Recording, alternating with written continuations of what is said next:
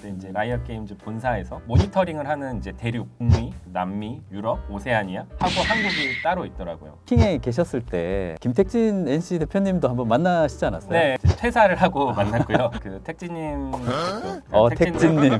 택진 대표님도 안녕하세요, 윤혜식입니다. 오늘은 스웨덴 킹사에서 SRE 엔지니어, 사이트 릴라이빌리티 엔지니어, 직급으로 따지면 또 프린스플입니다. 엔지니어 중에서도 어떻게 보면 기술적으로 거의 최고봉에 가깝다라고 보시면 될 것 같고요. 우리 장경철님을 모셨습니다. 반갑습니다. 네, 반갑습니다. 장경철이라고 합니다. 지금 저는 현재 스웨덴에서 캔디 크러쉬 사가를 개발하고 있는 킹사에서 근무 중인 장경철이라고 합니다. 초대해 주셔서 너무 감사드립니다. 편하게 하면 돼요. 경철님을 사실 저희가 처음 만났던 게 예전에 이제 SK 플래닛에서 제가 이제 근무할 때 클라우드 사업을 준비를 하고 있었고 인프라를 이제 오픈 텍 기반으로 이제 구축을 할 때 제가 정말 외부의 엔지니어, 특히나 실력 있는 엔지니어 분들을 굉장히 찾고 있었거든요. 그래서 그때 이제 제가 인터뷰 같이 하면서 이제 경철님이랑 만나게 돼서 같이 근무를 하게 됐었죠. 그리고 지금은 또 킹사가 마이크로소프트가 또 인수를 같이를 했고, 그래서 저도 이제 예전에 또 마이크로소프트에 있었다 보니까 또 어떻게 보면 두 개 회사가 겹치게 되는, 두 개 회사 같이 근무를 했던 어쨌든 그런 또 인연이 있는 것 같아요. 우선 킹사에 대해서 지금 잠깐 회사 소개를 좀 간단하게 해주면은 시청자분들이 킹에 대해서 잘 모를 수도 있을 것 같거든요. 우선은 킹사 같은 경우는 지금 현재 캔디 크러쉬 사가를 개발을 하고 있는 게임 스튜디오라고 보시면 될 것 같고요. 저희 회사는 액티비전 블리자드 소속의 하나의 회사라고 보시면 되고 지금 현재는 MS 엑스박스 소속으로 인수가 돼서 함께 일을 하고 있습니다. 그래서 지금 저 같은 경우는 이제 ML 플랫폼 팀에서 캔디 크러쉬 사가의 레벨 디자이닝 그리고 여러 가지 사용자 추천 로직 같은 것들을 같이 개발을 하고 있습니다. 예전에도 뭐 경철님이랑 같이 근무할 때도 정말 이렇게 클라우드 쪽에 굉장히 해박한 지식을 또 가지고 있었고 그런 전문성을 가지고 또 NC소프트에서도 데브옵스 관련된 그리고 실제 인프라를 또 자동화하고 운영하는 것들을 굉장히 많이 하셨잖아요. 그래서 사실 게임사에서 인프라를 운영하는 게 쉽지는 않은데 어떤 그런 경험들에 대해서 오늘 좀 많은 얘기를 좀 했으면 좋겠고요. 무엇보다 사실 오늘 경철님을 모신 이유가 있습니다. 그래서 한국에 계시다가 이제 해외로 진출을 하게 되었는데 그래서 경철님이 해외로 가게 된 계기에 대해서 한번 좀 듣고 싶거든요. 네, 그 해외로 간 계기 중에서 가장 큰 이유는 이제 윤 대표님이 많이 저를 격려해 주시고 여러 가지 가이드라인을 많이 주셔서 그게 어떻게 보면은 토대가 돼가지고 해외 취업에 대해서 꿈을 꾸게 됐고 저한테 있어서 가장 큰 포인트는 혹은 그 경험 자체는 윤 대표님이랑 같이 출장을 갔는데 그때 이제 라이엇 게임즈 본사에서 투어를 하고 있던 상황에서 NOC라고 하죠. 그 오퍼레이션 서비스, 그쵸. 오퍼레이션 센터 거기서 모니터링을 하는 이제 대륙을 보여줬는데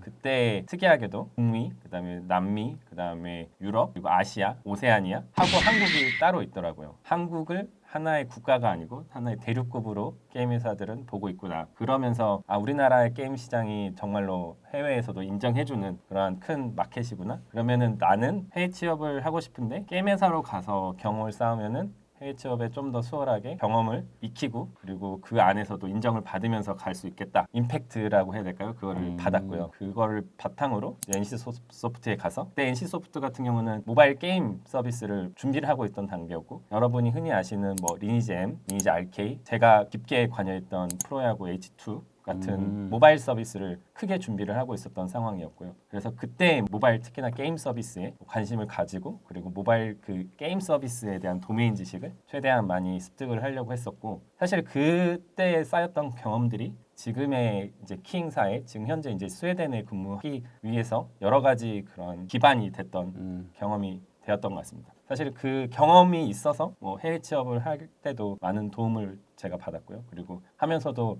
이게 한국에 있는 게임 시장 자체가 정말로 외국에서 봤을 때 그죠. 정말 메리트가 있는 시장이구나라는 것도 제가 몸소 느꼈습니다. 그러니까 저도 사실은 이제 해외 나가고 싶었던 게 되게 강했었거든요. 그래서 미국도 한번 해봤었고, 야후 본사에도 한번 가려고 도전을 해봤었고, 야후 싱가포르에도 해봤는데 사실 잘 안 됐었습니다. 근데 게임사 이제 블리자드로 가고 나서 블리자드에서 해외로 갈 때 지난번에 우리 저희 채널에 한번 나오셨던 진호님과 함께 갔던 그래서 게임 관련해가지고 해외로 취업하는 게 생각보다 한국이 굉장히 게임 강국이기 때문에 약간의 어떤 프리미엄이 있다라고 보면 좋을 것 같고 제가 알기로는 그 NC 계셨을 때 인연인지 모르지만은 아마 킹에 계셨을 때 김택진 NC 대표님도 한번 만나시지 않았어요? 네, 그 한번 퇴사를 하고 만났고요.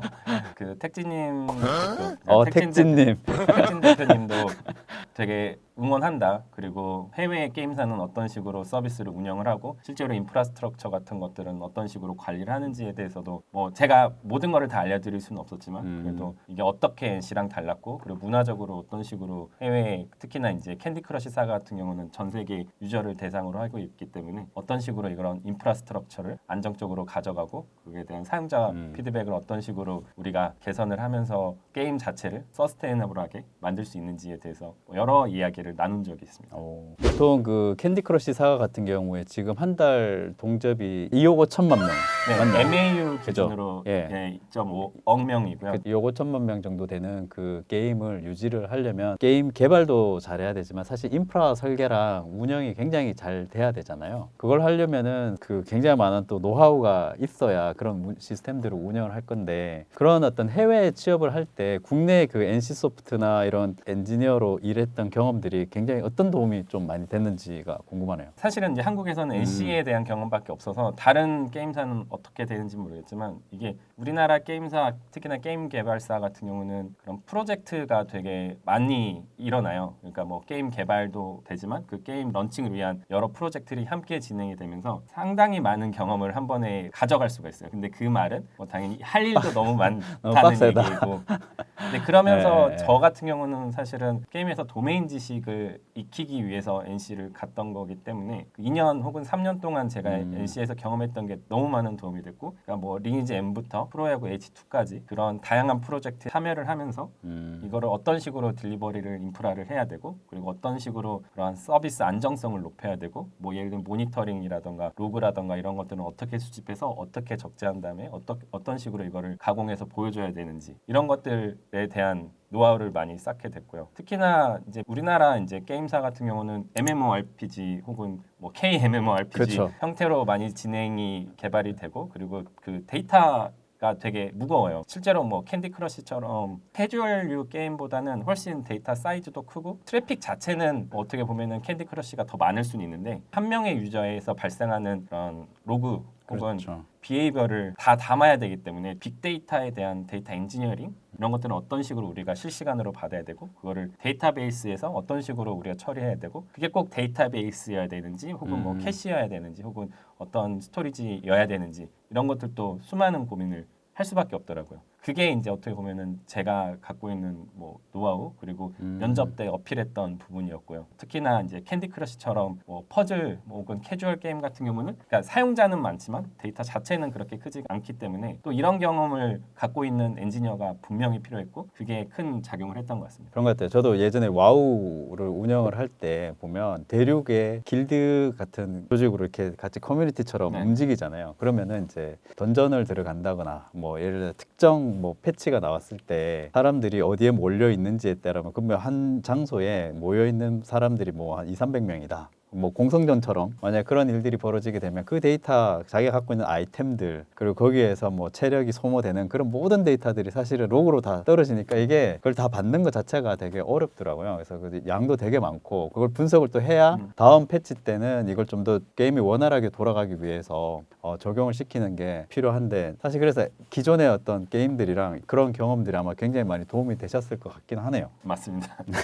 그래서 한국 게임사 뭐 제가 이제 아직도 연락하거나 혹은 게임회사에 근무하시는 후배님들한테 꼭 말씀하고 싶은 거는 여러분들이 지금 경험하고 있는 게 정말로 글로벌 시장에서 영향을 나중에 인터뷰를 볼 때도 그 스킬을 가지고 인터뷰를 보게 된다면은 분명히 메리트가 있다고 항상 저는 얘기를 하고 있습니다. 해외 취업에 대한 어떤 꿈이 있고 도전을 하고 싶은 그런 것들을 어떻게 구체적으로 하나하나씩 이루어 갔는지 기존에 한국에 있는 회사를 다닐 때 어떻게 준비했는지를 좀 알고 싶거든요. 네, 우선은 사실 저 같은 경우는 수많은 실패가 있었습니다. 지금 다니고 있는 뭐 킹이라는 회사에 취업을 하기까지 사실은 수많은 면접을 봤고요. 당연히 게임 회사 아닌 회사들도 많이 봤었어요. 게임 회사로 내가 이직을 하겠다라는 목표는 있었지만 현실은 또 그렇게 녹록지 않았거든요. 그래서 제가 실패했던 경험이라기보다 인터뷰를 보면서 수많은 탈락의 고배를 마시면서 쌓였던 노하우 같은 게 생겼어요. 1년 정도 해외 취업을 준비를 했고 당연히 그 전부터 뭐 영어라던가 혹은 내가 이 기술을 쌓기 위한 공부들은 기존부터 쭉 하고 있었고 이제 킹사에 입사할 때쯤에 제가 얼만큼 내가 인터뷰를 받고 어느 정도로 그러니까 내가 궁금하네요. 진행을 했는지에 대한 회고를 해봤는데 그때 제가 50번의 인터뷰를 오. 받더라고요. 근데 1년이 52주니까 한 사실은 주에? 설이랑 추석 빼고는 매주 인터뷰를 봤었어요. 어떤 해외에 있는 회사에. 뭐 그게 이제 게임 회사였을 수도 있고 그다음에 일반적인 서비스 회사였기도 했고요. 그래서 그때 많은 걸 느꼈고요. 어떻게 보면은 지금은 이제 해외에서 일하는 지인들이 많이 생겼지만 제가 준비하고 있을 당시에는 해외에서 제가 도움받을 수 있는 귀인이 많이 없다 보니까 제가 처음부터 다 했었어야 됐고 경험이 어떻게 보면 지금 제가 뭐 여러분들에게 전달해 드릴 수 있는 컨텐츠라고 말할 수 있을 것 같습니다. 1년에 50번이면 사실은 그게 인터뷰가 이력서 한번 내고 끝이 아니잖아요. 특히나 해외 같은 경우는 프로세스가 굉장히 길고 그리고 또 여러 단계가 있다 보니까 뭐 1단계 넘어서 2단계, 3단계까지 간 데도 많을 거고 네. 그러면은 사실은 50회가 아니잖아요. 사실 네. 회사 지원 그러니까. 자체는 50회가 넘고요. 그러니까. 근데 인터뷰까지 간 회사 중에서 기술 인터뷰 그리고 뭐 리더십 인터뷰 같은 것까지 다 포함을 한 경우가 지금 50회라고 말씀드리는 그러니까. 거예요. 당연히 이제 이 안에서 폰 스크린도 있었어요. 그래서 폰 음. 스크린 같은 경우는 그냥 기본적으로 HR이 백그라운드 체크라던가 뭐 너가 정말로 이 그렇죠. 사람인지 확인을 하는 절차이기 때문에 뭐 인터뷰라고 보기는 어렵지만 그래도 제가 제 시간을 1시간을 소비하면서 그 인터뷰 혹은 그 폰 스크리닝에 참여를 해야 됐기 때문에 그까지 포함해서 이제 50회고요. 50회가 다 다른 회사는 아니에요. 당연히 이제 하나의 회사에서 보통 해외 같은 경우는 짧게는 3번 그리고 많게는 6번, 그렇죠. 7번까지 보기 때문에 당연히 이제 50회라는 거 자체는 뭐 10개 정도 회사에 인터뷰를 진행을 했었고 이제 합격했던 회사가 뭐 지금 킹사 그리고 다른 회사 하나가 있었는데 그 회사 같은 경우는 제가 최종 면접에 킹사가 됐다고 말을 하면서 이제 드랍이 됐기 때문에 그것까지 포함을 하면은 50회 인터뷰를 하면서 이제 회사 2군데에 합격을 했었다고 보면 될 것 같습니다. 그러니까 50회를 한다는 게 사실 쉽지 않은 거. 그걸 또 회사를 다니면서 약간 스텔스 모드로 네, 그렇습니다. 근데 이게 네. 한국이 정말 좋은 게 유럽 같은 경우는 여러분들이 회사를 퇴근하고 보시면 돼요. 왜냐면 유럽이 뭐 플러스 8시간 정도 되니까 아. 회사를 퇴근하시고 준비를 하시면 되고 그다음에 북미 같은 경우는 특히나 서부 같은 경우는 새벽에 하시면 돼요. 그래서 회사 휴가를 내지 않고도 유럽과 미국을 인터뷰 볼 수 있는 유일한 국가는 대한민국이라고 볼 수 있습니다. 너무 좋은 팁이네요. 네, 그래서 저 회사 다닐 때도 제 팀장님이라던가 혹은 제 모시고 있는 상사분이 제가 인터뷰 보는지 몰랐어요. 왜냐면 휴가를 한 번도 내지 않았거든요. 오, 진정한 스텔스 모드. 네, 그러니까 예전에 그런 인터뷰를 하면서 또 한편으로 영어 인터뷰를 준비를 하게 되면 또 영어 실력도 언어가 사실 되게 해외 취업을 할 때 장벽이잖아요. 근데 저도 그 싱가포르 가기 전에 다른 몇 군데 계속 인터뷰를 다 저도 많이 봤었거든요. 근데 인터뷰를 준비를 하면서 영어가 늘더라고요. 네 맞습니다. 네. 그것도 너무 제가 공감하는 이야기고요. 일단은 시작을 하는 게 중요한 것 같아요. 당연히 저 같은 경우는 이제 뭐 기존에 기술 관련한 블로그라던가 뉴스를 계속 팔로우업을 하면서 내가 지금 가지고 있는 기술을 영어로 어떤 식으로 풀어내야 되는지에 대한 스킬 같은 거는 개인적으로 계속 쌓고 있었는데 실제로 인터뷰를 볼 때 그런 압박을 하려고 하진 않지만 어쩔 수 없이 그런 그렇죠, 되죠. 스트레스를 받게 되고 그러다 보면은 말이 잘 안 나올 수밖에 없거든요. 근데 그것도 어떻게 보면은 계속 반복 숙달을 하면은 제 페이스대로 인터뷰를 좀 참여를 하고 진행을 할 수 있더라고요. 만약에 제가 지금 다니고 있는 킹사를 처음에 인터뷰를 봤다면은 잘 되지 않았을 것 같아요. 근데 이 킹사를 제가 한 아까 말했듯이 50번 인터뷰 중에서 40번 때쯤에 만났거든요. 이제 후반부에 네, 그러다 보니까 이제 그들도 이 친구가 어느 정도 자기의 의사를 피력을 하고 영어로 커뮤니케이션 하는데 문제가 없구나라고 생각을 했던 것 같아요. 하지만 첫 회사는 그렇지 않았겠죠.